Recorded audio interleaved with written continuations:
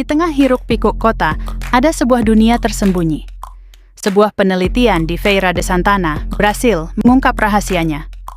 Melalui analisis 60 pekarangan di 12 lingkungan, ternyata pekarangan kita bukan sekadar lahan kosong.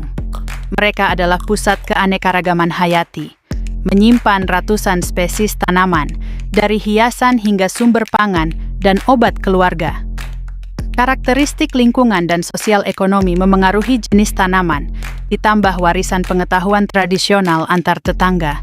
Karangan rumah kita bisa jadi solusi untuk masa depan pertanian kota yang lebih hijau dan berkelanjutan. Pernah kepikiran gak sih kalau di tengah-tengah hutan beton dan semua keramaian kota, sebetulnya ada dunia rahasia yang penuh dengan kehidupan? Nah, hari ini kita bakal bongkar dunia alam yang tersembunyi itu, yang ternyata ada persis di depan mata kita. Coba deh bayangin kota tempat kalian tinggal sekarang. Di antara semua gedung tinggi dan jalanan yang padat itu, kira-kira di mana ya alam bisa nemuin tempat buat tumbuh dan berkembang?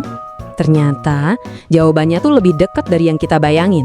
Ada di sebuah ruang yang sering banget kita abaikan, pekarangan rumah. Yup, petak-petak tanah yang kelihatannya sederhana ini ternyata adalah rumah buat ekosistem yang luar biasa loh. Oke, kita mulai dengan melihat pekarangan ini sebagai ruang hijau tersembunyi. Kenapa dibilang tersembunyi? Soalnya fungsi mereka itu jauh lebih dalam daripada sekedar hamparan rumput buat hiasan. Jadi gini, penelitian yang jadi acuan kita kali ini nunjukin kalau pekarangan itu lebih dari sekedar taman biasa. Mereka ini cerminan budaya pemiliknya, jadi tempat kita bisa nyambung lagi sama alam. Dan yang paling penting, tempat yang bikin kualitas hidup kita jadi lebih baik. Nah, biar lebih kebayang, yuk kita langsung aja terbang ke Brasil. Di sana ada sebuah studi kasus yang super menarik, yang bakal mengungkap semua rahasia dari pekarangan-pekarangan ini. Sampailah kita di kota Feira de Santana. Disinilah para peneliti memulai misi mereka. Mereka mau mendata setiap jenis tanaman yang tumbuh di petak-petak tanah yang sering dianggap nggak penting ini. Dan ini bukan penelitian kecil-kecilan loh. Mereka dengan sangat sistematis mempelajari 60 pekarangan yang berbeda yang lokasinya tersebar di 12 lingkungan di seluruh penjuru kota. Dan hasilnya, wah, ini yang bikin kaget. Dari 60 pekarangan kecil itu, mereka nemuin total 166 spesies tanaman yang beda-beda. Bayangin, itu tingkat keanekaragaman hayati yang luar biasa banget di tempat yang sama sekali nggak kita duga. Tapi tunggu dulu, angka itu baru sebagian kecil dari ceritanya. Temuan utama dari penelitian ini tuh soal fungsi dari tanaman-tanaman ini. Jadi mereka bukan cuma pajangan, tapi punya banyak banget peran penting dalam kehidupan sehari-hari penghuninya. Emang sih, mayoritas itu tanaman hias, ada 106 spesies. Tapi yang lebih menarik itu sisanya. Ada 44 spesies tanaman obat, 43 spesies lainnya bisa dimakan, dan bahkan 20 spesies punya fungsi keagamaan. Kerennya lagi, banyak tanaman yang fungsinya lebih dari satu, multifungsi banget. Oke, ayo kita bedah salah satu fungsi yang paling menarik, obat-obatan. Dengan begitu banyaknya tanaman herbal, setiap pekarangan itu pada dasarnya kayak apotek hidup pribadi buat keluarga yang tinggal di sana. Beberapa tanaman yang paling sering ditemuin itu misalnya lidah buaya, boldo, sama sereh. Pasti kita familiar kan? Nah, di sana semua itu dipakai buat ngobatin penyakit ringan kayak flu atau sakit perut. Ini bukan sekedar tanaman, ini tuh warisan pengetahuan medis tradisional yang turun-temurun. Nah, sekarang muncul pertanyaan lain. Dari mana sih semua tanaman ini datangnya?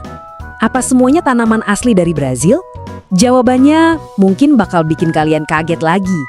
Ternyata, mayoritas tanamannya, hampir 70%, itu bukan tanaman asli Brazil. Mereka adalah spesies eksotik yang dibawa dari seluruh penjuru dunia. Ini membuktikan kalau pekarangan-pekarangan ini bukan cuma taman, tapi juga semacam titik pertemuan budaya global yang hidup dan terus tumbuh. Oke, kita udah ngomongin tanamannya. Sekarang gimana dengan orang-orang di baliknya? Nah, disinilah ceritanya jadi makin dalam karena kita bakal mengungkap dinamika sosial yang tersembunyi di balik taman-taman ini. Jadi, para peneliti ini mulai sadar ada sebuah pola yang menarik. Pekarangan-pekarangan yang letaknya berdekatan di satu lingkungan yang sama cenderung punya koleksi tanaman yang mirip banget. Loh, kok bisa gitu ya? Apa yang menghubungkan mereka? Jawabannya ternyata simpel banget, tapi dalam. Ada di dalam tradisi berbagi. Sebuah kutipan dari penelitian ini ngejelasin semuanya dengan pas. Pertukaran bibit dan benih antar tetangga adalah praktek yang umum. Jadi, ini dia intinya. Pekarangan-pekarangan ini tuh nggak berdiri sendiri. Mereka semua terhubung dalam sebuah jaringan sosial yang nggak kelihatan, tempat di mana tanaman, pengetahuan, dan praktik budaya itu saling dibagikan dari satu rumah ke rumah lainnya, menjaga tradisi tetap hidup. Terus, apa artinya semua ini buat kita? Kenapa cerita dari pekarangan di Brasil ini penting banget buat kita semua, dimanapun kita tinggal? Intinya begini, lahan-lahan hijau mungil yang mungkin sering kita anggap remeh, ini ternyata punya dampak yang luar biasa besar, baik dari sisi ekologi, budaya, maupun sosial ekonomi. Oke, kita rangkum ya poin-poin utamanya. Pertama, pekarangan adalah benteng keanekaragaman hayati di tengah kota. Kedua, mereka itu pusat budaya yang menjaga pengetahuan tradisional tetap hidup. Ketiga, mereka berfungsi sebagai ruang konservasi mini.